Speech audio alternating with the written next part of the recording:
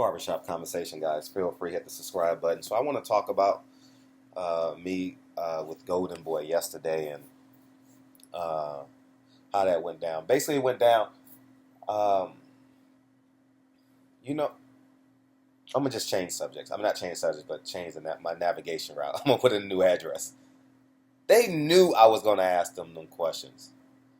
He 100% knew. He was privy to the fact that I was coming. I know for a fact. As I tell you guys, I have an ally in Golden Boy Promotions that tells me everything. And the mark of a man is when they make a mistake. It's not when they're doing great, right? When they have to exemplify get great character. It's when the roof is caving in and it's fucking rain. It's torrential rain pour. It's a tornado outside. Life is bad. That's when you have to have exemplary character. And for him to deflect, I didn't let him deflect on me. I made him own his words, and I'm gonna double down on what I did. At the end of the press conference, I intentionally stayed 3 feet away from him on purpose to see if he would come over and talk to me and give me his phone number. I have his phone number. Uh, uh, I ended up getting it yesterday from another person, and I waited for him to engage with me. Right? He refused to engage with me yesterday. He looked at me like 3 or 4 times. He saw me in his area, and he refused. He refused to acknowledge me. And that just goes to show, you know how motherfuckers see you and they don't want to see you. They see you. He gave me that kind of energy and that kind of look. And I just think Golden Boy don't give a shit.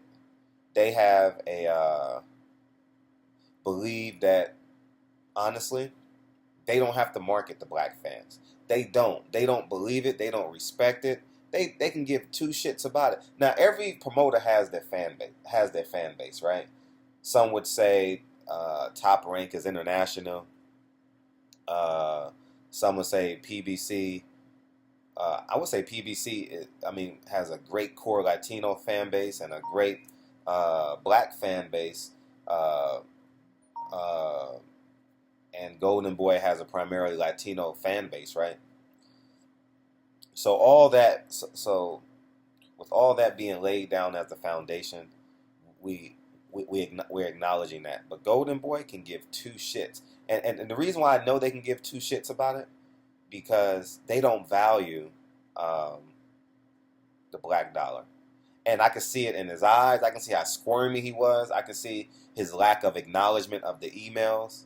Uh, Listen, you can't discuss privately what's made public, and and the reason why you have the right to do that is because it's public information now. Now, you you know what fucking a conversation with him would do in private would do?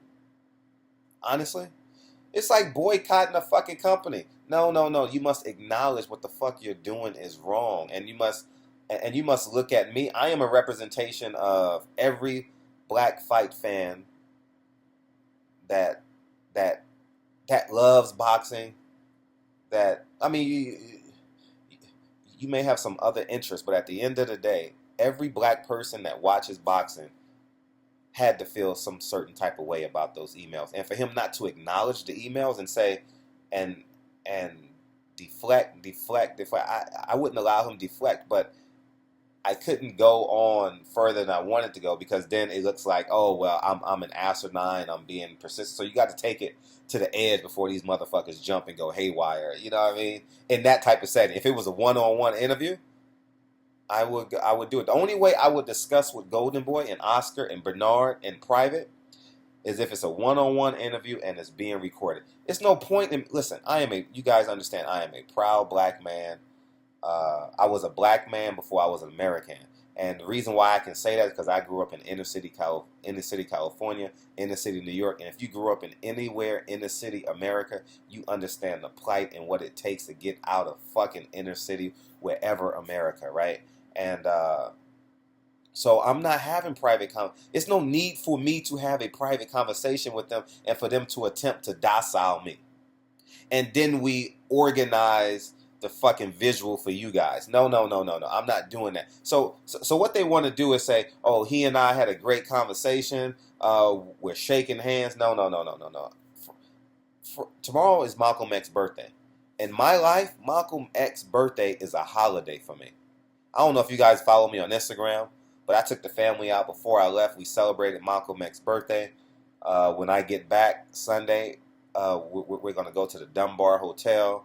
Like, this is real life. I'm not an imposer or an actor or anything like that. I stand on my principle. I'm not saying I'm God, because I know I'm going to get that in the comment section. Some of you guys are just way off with and how you view me, and that's okay. Just keep on watching the videos, right? Right, like the saying goes, there's no atheists in foxholes, right? So at the end of the day, you're gonna come around eventually. I'm gonna give you a nugget or two that's gonna make your life a little bit better, or maybe you say something in the comment section that may make my life a little bit better, right? But at the end of the day, I'm not framing anything for them. They are not my allies. Golden Boy is not our allies. Period. They don't value the black dollar and they don't value the black fan. They've never come to me they've never come to me and asked me to help them promote a fight. And you guys may say they don't need, no, it's not about me. It's about the people I reach out to. It's about y'all at the end of the day. And they've never come to me and say, "Oh, can you help us promote this fight?" Like, I get people not all the time. I'm not even gonna go there and say it, but every now and again I get people reaching out to me, asking me for help, and I'll promote the fight. You guys don't know I'm promoting the fight because it sounds auspicious when you guys say, "Oh, promote the fight." I may drop a tea leaf or something, and that may pique your interest, or I might talk about a subject matter for them to help promote what they're doing. Right? You understand? So at the end of the day, they've never come to me. They've never reached out to me. I think they do not. I believe they don't value the black fan or the black dollar. And throughout this whole process, I've never, ever been belligerently racist, made racist remarks towards Golden Boy. I've responded to their actions, which comes off as racist. Listen, Romero should not have a job anywhere in boxing. Period. End of discussion. For him to engage in emails, listen, you guys saw those emails, right? Beyond those emails is continued dialogue, which means they are accepting, which means he is accepting of the language in which the correspondent used to to uh, to describe Al Heyman and his plan. So at the end of the day, man, Golden Boy is I wouldn't go to say they're on their last legs. They're no good. They're no good for boxing. I shouldn't say they're no good for boxing because they have value. But in terms of I'm just gonna stand on this point. They don't value the black fan. They don't value the black fighter. They don't value the black dollar. If you are a black fighter out there, you should never sign with Golden Boy.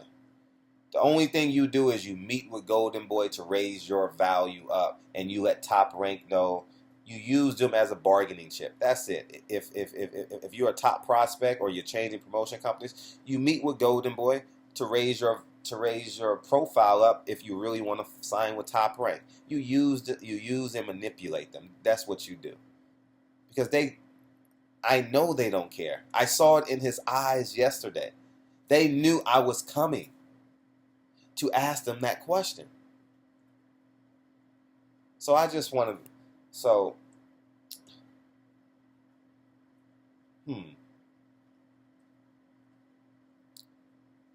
black fighters, do not sign with Golden Boy. And I mean it. And I'll even take it a step further. If you are a black fighter and you sign with Golden Boy or do a 3-fight, 2-fight deal with Golden Boy, your profile in terms of media will not be respected. I have the access. I'm not talking about in the bragging terms, but just in terms of my interaction. I can get in contact with a 500,000 subscribers. A 500,000 subscribers on YouTube. 500,000 people instantly. Through the LDBC and new media, we will not promote your profile. Period. End of discussion. If you sign with Golden Boy, we will not promote you. Period. And you know how, and us being, see, we don't have to say nothing bad about you. We can say nothing about you. You understand what? That's just, I mean, you're not going to get any traction. And to the black fighters that's already being promoted by Golden Boy, I've never seen you in a main event. I've never seen you standing beside Ryan Garcia using his name cachet to elevate your profile. I've never seen you alongside Jojo Diaz. I've 100% have never seen a black fighter stand beside Canelo and use him as a bargaining chip to raise your profile. So at the end of the day, what are they genuinely doing for you? Golden Boy does not have a black fan base that can support you. You understand what I'm saying? They do not understand the hip-hop culture. They do not understand the Y2K culture. Generation is X, Generation Next, Generation X code. They don't understand that. All right? And I need for you to fully grasp where I am coming from. I'm not coming from I hate Golden Boy. I'm coming from I am protecting my black dollar. I am protecting my black fans. And I'm willing to step out and protect my black fighters. Period. And I am in this game. My sole principle is to elevate the profile of black fighters first. That is why I am in this game. That is the number one reason why. And the second reason may be to ask the questions that man, I don't care if you're black, Asian, white, that father that's sitting there watching the fight with his two sons, I want to ask the questions that he's thinking. Period. That's it. And I believe I'm doing a fair job at that, and I am doubling and tripling down on the black fighters now. I want a call to action. We will not sign with Golden Boy. Listen, if they can't talk about this publicly, fuck them. Fuck them, fuck them, fuck them.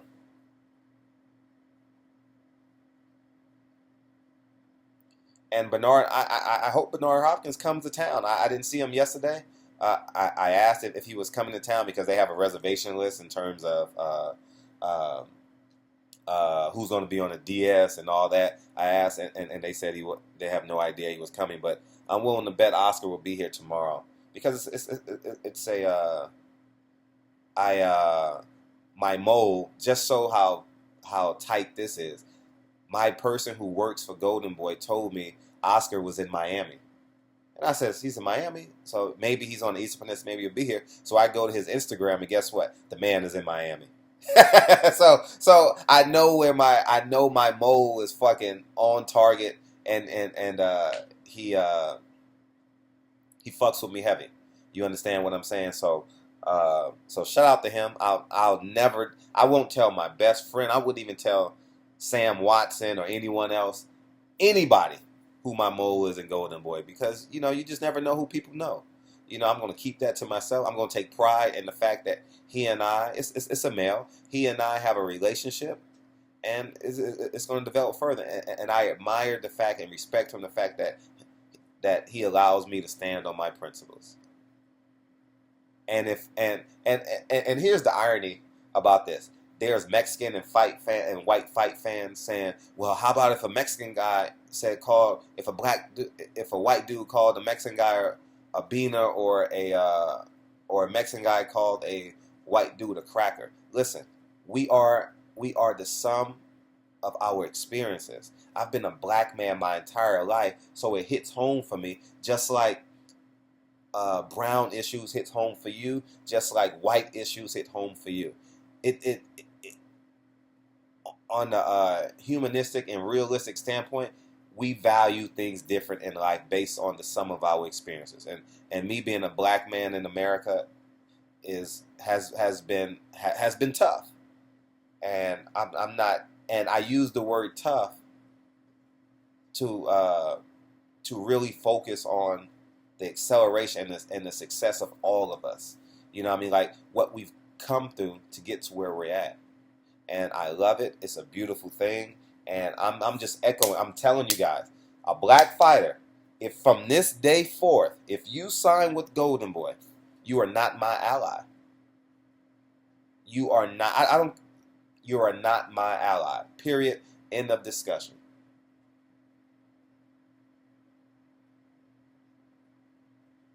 Starbucks spoke out and said something. They didn't say, "Oh, we need to meet privately." No, we ain't having no private meetings, man. I'm not. I don't. I don't need your. I don't need a handshake from you to validate me. You know what validates me? When I see the development of my son. My daughter, she's still a baby, an infant, but that's my validation to see the character of my son. That validates me. It's not Oscar knowing my name or Floyd Mayweather knowing my name or Deontay Wilder knowing. That doesn't validate me. I respect some of the names that I just mentioned, but that don't validate me, man. And that's all they want to do in a private meeting is kiki and kiki. No, we ain't kikiing. Nah, I'm standing on this. Tomorrow is Malcolm X's birthday.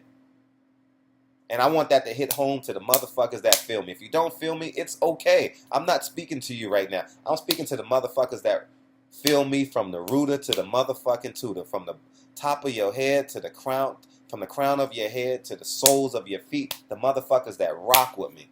I'm talking to the motherfuckers that flipped the drug money and turned it into a fucking laundromat. I'm talking to the single fathers out there that's raising 3 kids. I'm talking to the single mothers out there that's working 2 jobs. That's who the fuck I'm talking to.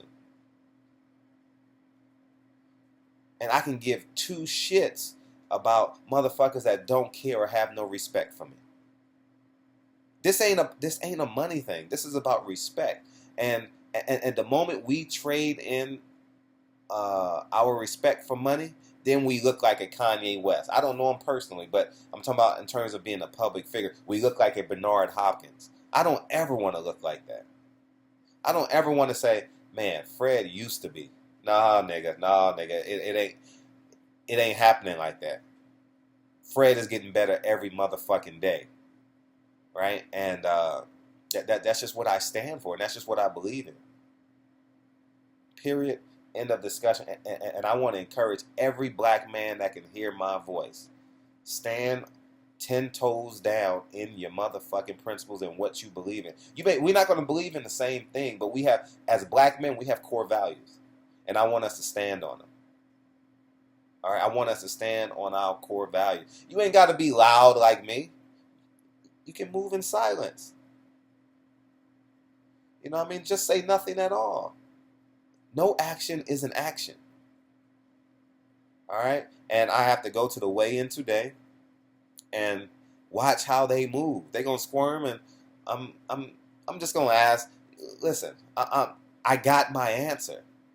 We got our answer from them. Until they can acknowledge us and see us as value, and then I'm not, listen, I'm not fucking a nigga. I'm not fucking with a nigga that betrayed me. I'm not. That means he can be bought again. Listen, you never confront a bitch ass nigga. Tyron Brown, man, you guys fuck with him heavy on YouTube. You guys like when we do interviews together. He says you never confront a bitch ass nigga because what? He's gonna do he's gonna make a bitch ass nigga move, man. And that's just how I feel. That's just what I believe, and I stand on that. And it's not about fucking picking up your fists and fighting. Listen, we all can fight to some degree. We all can fucking listen. Some of us are gonna lose. Some of us are gonna win. Right? It's not about picking up your fists. It's about being a motherfucking intellectual and spiritual fighter nowadays, man. Fuck fighting. If the motherfucker ain't breaking in your fucking front door and slapping the woman that you love or fucking disrespecting your children, why the fuck are you fighting anyway? We ain't fighting over no fucking dime bags of weed anymore, man. We ain't fucking fighting over a motherfucker robbing you for $50. We ain't fighting over that shit anymore, man. We fighting for the acceleration and for black excellence now. That's what the fuck we're fighting for now. And that's a different fight now. That is a different motherfucking fight. All right? They want us to fucking be animals and use our testosterone and use our fucking spirituals and physical advantages on low-level frequencies. Nah, we ain't doing that shit no more. We ain't doing that shit no more. We gonna fight on high frequencies and high vibrations. We gonna intellectually fucking murder these motherfuckers. We gonna spiritually murder these motherfuckers that hate us. That's what we gonna do now. And Golden Boy is a prime example and a prime level of inspiration where we can motherfucking do it right now. Fuck Golden Boy. Fuck what they stand for. They are assholes, man. I'm talking about as a corporation. Like I have relationships with Golden Boy fighters. I've been fucking with them for years. Not them as an individual. I'm talking about them as a corporation and their business moves, man. Like I have friends and like on the individual, I have friends with some of the fighters and all across America. They made listen, Mexican fans, Mexican fighters, Mexican trainers, Mexican promoters, Mexican managers. That's where their bread and butter is. So it makes sense for them to sign with Golden Boy. I'm not mad at them. I'm mad at the motherfucker that's the same hue as you and the same fucking hue as me that's gonna sign their name on the fucking dotted line and know they have no way of elevating them. And more importantly, they look at your mom and dad as a piece of shit because they don't respect me. So I got to get up and get ready. It's 11 o'clock over here. I got to fucking go to breakfast. And we got to weigh in today at 4 o'clock. It's a great day. Showtime is doing a hell of a job. And we're going to get it popping. So anyways, man, that's my response video. Fuck Golden Boy, man. Fuck him, man. Man. They don't mean well. They don't mean well at all. They don't love us. Barbershop Conversations, man. Feel free to hit the subscribe button. Talk to you guys soon. Peace.